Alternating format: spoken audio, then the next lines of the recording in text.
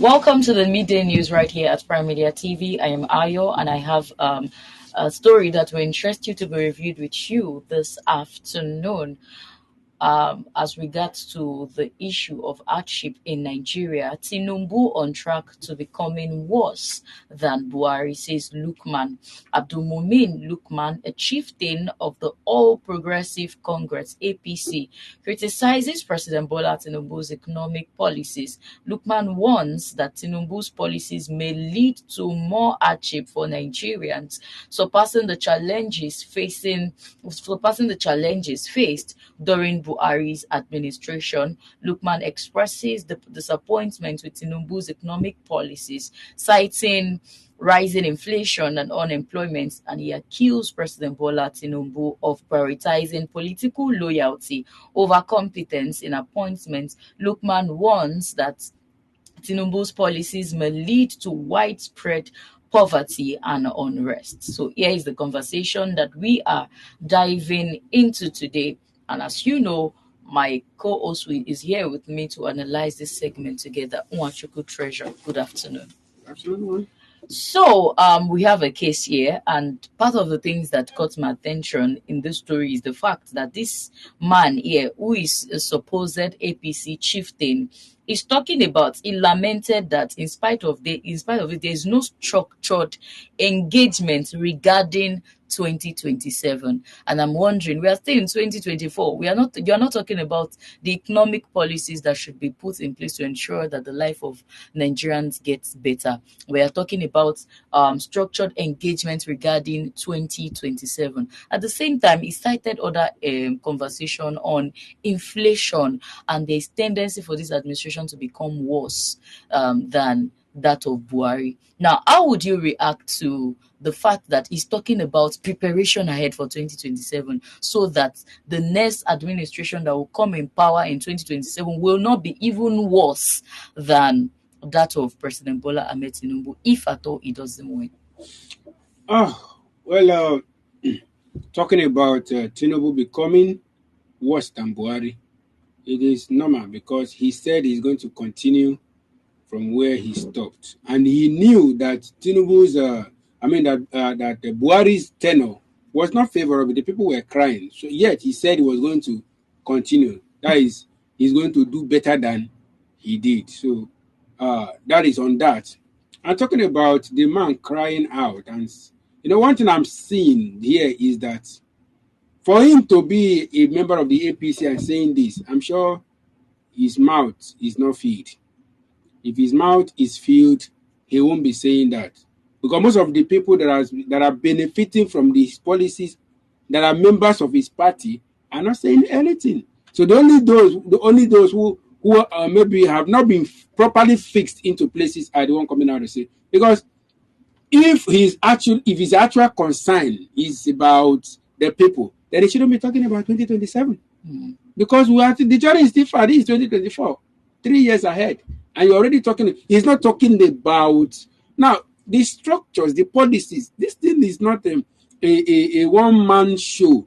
There are people that sit with him that give him these ideas. Some of these ideas that we call policy some of these things we call policy are ideas from close parties of Mr. President.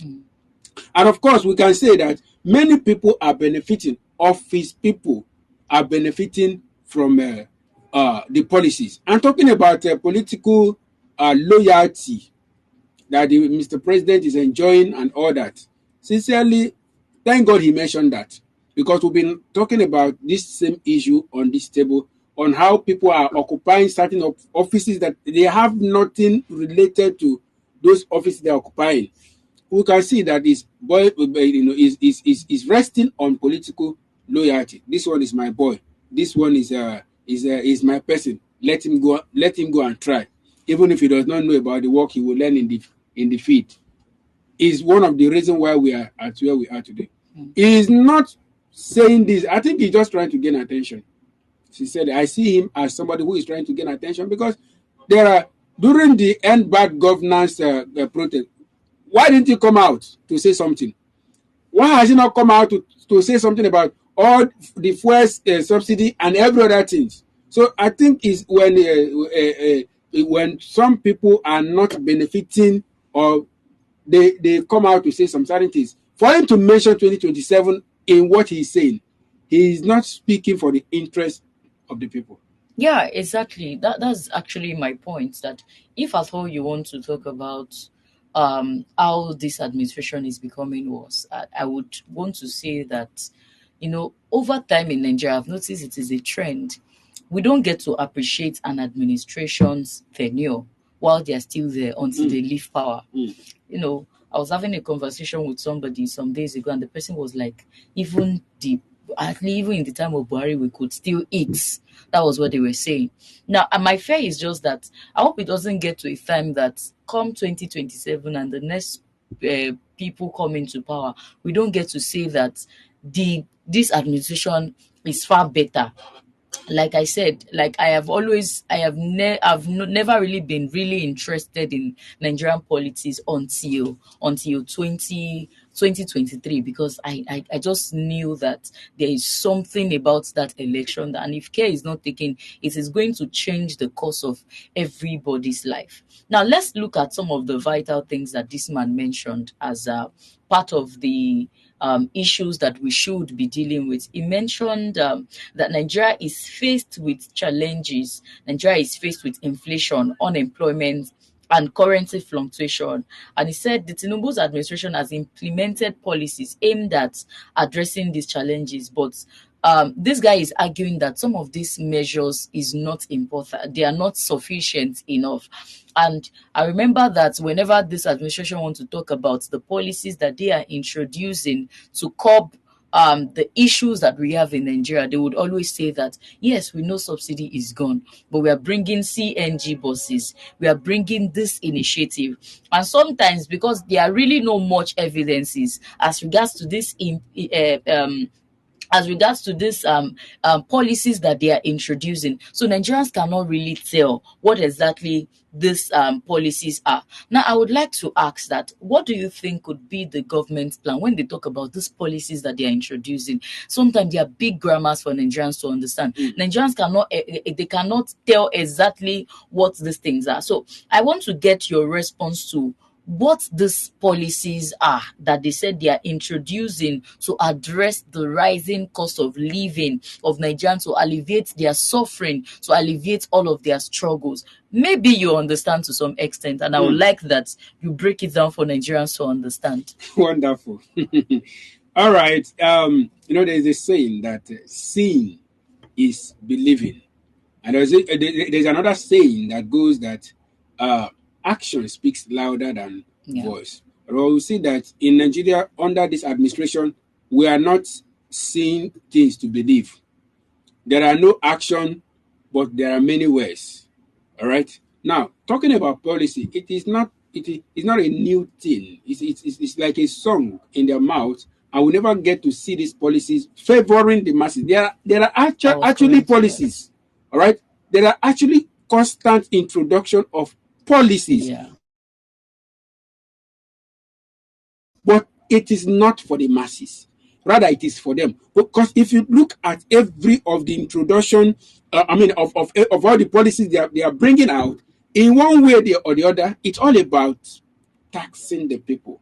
And Mr. President said that there's going to be increase of taxation. Yeah. All right. So you see that whatever policy that they are creating, either openly or somehow, you see that inside there is taxation that people have to squeeze out from the people. Yeah. The people that are already crying, exactly. They are squeezing out from them. Exactly. So these are the policies they are making out. Exactly. I was actually coming to that. So it is just as though you stole my thoughts. So you see that it is not like there are no policies. There are policies, but it is looking like these policies are only in favor of few Nigerians. When they built the 21 billion naira vice president's lodge, they said previous vice president. when they renovated, rather. Thank yes. you so much. You know, they said previous vice presidents in Nigeria, they don't have access to such facility. Hence, there's need for them to take care of it. So that is a policy that is favoring only Vice few, like president. only the vice presidents. When they introduced 300% increase for the judicial officers, it is a policy, but it only favors Few people. people in the judicial system. When they introduced the student loan, it only favor people who met with the criteria that is needed for them to go in, for them to take that loan. So you see that most of these policies, they are actually not, they are speaking a language that only few masses understand. Sorry, let me come in. Sorry, I'm cutting you in. The truth now is talking about that loan, that student loan. You know, the reason why we have a lot, we see people embezzling a lot is because the money is not being used for a purpose. Now, at the end, since many Nigerians cannot access the money that the government have disbursed for this student loan, what do you think will happen? Whoever is in charge of that department will be seeing the money and will be tempted to embezzle it because the government have put in place structures that has barred so many Nigerian students access to that money. What will happen? Before he will leave office, he will embezzle the money. And nothing will be done to recover the money. So the policies is not in favor of the people. And the policies now, the people that are benefiting from the policies are people that are already fine, people that are not hungry, people that are not vulnerable, people that are not being affected by what Nigerians are saying now. So that is why, and you know why the problem in Nigeria is increasing? Because when there is a problem and you don't attend to it, the problem keep on piling up. So exactly. there is hunger issue, there is fuel issue in Nigeria. So it's piling up. And the more they keep on introducing policies that are not addressing the problems, the more the problem will increase. And sincerely, it will get to a time that it will get to them. It will get to a time that the people will be so tired and fearless. Have you seen when a dog is heated? When a dog is heated and the dog becomes aggressive, it can face anybody. It can even face the lion. That is what is going to happen. When it gets to the point where Nigerians have lost it, Nigerians are losing it. You know, this thing is like elastic, and elastic has its limits. Definitely. It will get to a time Nigeria will become fearless. It will become a thing of whatever will happen should happen. Right. And I tell you, Nigerian politicians won't be able to stand it. All right. Now, on a final note, how do you foresee what this man has said happening? You know, we've actually condemned the fact that he is talking about 2027 when we are yet in 2024. But he mentioned something that this administration is far worse than the previous administration that we have experienced. And he cited that even the previous administration is far worse than the previous administration before them. So how do you foresee all of these statements happening? We are still in the first year of this administration. We have 3 more years to go. So how do you foresee these statements becoming the reality of Nigerians if nothing is done to avert it? Well, the truth is that it cannot be averted because it is already a reality. Tinubu's regime becoming far worse than Buhari's regime is already a reality. It's not becoming, it is already. And what Lukman have said is nothing but the truth.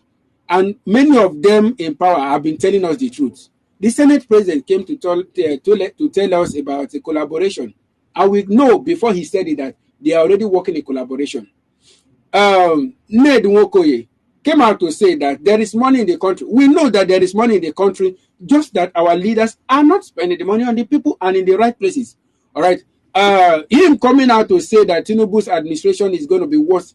That is where he made the mistake, is where he said it's going to become, because it has become already. It is already a reality. And our president said it himself. Possibly Nigerians didn't understand it that way. He said he's going to continue. When you continue a thing, you are going to do better than the person that was doing it. So he said he's going to continue from where the former administration stopped. So if it is not a new thing that his administration has actually become worse. And that is why he said that Nigerians keeping silent is the reason why this thing is happening and will keep happening. All right, because if you keep quiet and you keep on keeping quiet, even a child would not know that what he or she is doing is wrong. If you as a mother or as a parent keep quiet watching him. So if you keep quiet on these people, they lack empathy. So they are not even concerned about how their policies and decisions are affecting the people. Yeah. All right. So if the people keep on keeping quiet, sincerely, these people will carry on. Even 2027, they might be worse. They might be worse cases. All right. On a final note, we can tell of the truth that this administration has actually been introducing policies. Just as the APC chieftain had said, they are introducing policies, but you see that a large chunk of these policies are actually not in favor of the Nigerians that are truly being affected. So you see that some of those policies that are being introduced are only beneficial to a sect of Nigerians, and the larger part of Nigerians whose reality is worse. Those policies are actually not addressing them. So, of what benefit is an economic reform that is not affecting the larger percentage of Nigerians? And how will the Nigerian government justify the policies that they are introducing that are not in support of the masses? So, if at all you are introducing any policies, you are introducing any economic reforms, such reforms should actually be beneficial to the Nigerians that you are serving, because you are not up there to save yourself. You are called to serve the people. So whatever policies that are introduced that is affecting the larger percentage of Nigerians is a policy that ought to be abolished. It is a policy that ought to be dealt with. It is a policy that should not even see the light of the day. So this is the reality of the Nigerian people. As much as the Nigerian government are introducing policies, these policies are not beneficial to the larger percentage of the Nigerian people. On this note, this is all that we can take on the midday news segment right here at Prime Media TV. But then before we leave the studio, we'd like that you follow us on all our social media platforms. On Facebook, we're Prime Media TV. On Instagram and TikTok, we're Prime Media Studios. On the website where you are watching us currently, we're enginespeak.com. And you can please follow us on our YouTube channel at Prime Media TV. I am Ayo. Until I come your way again on the midday news tomorrow, do have a great day.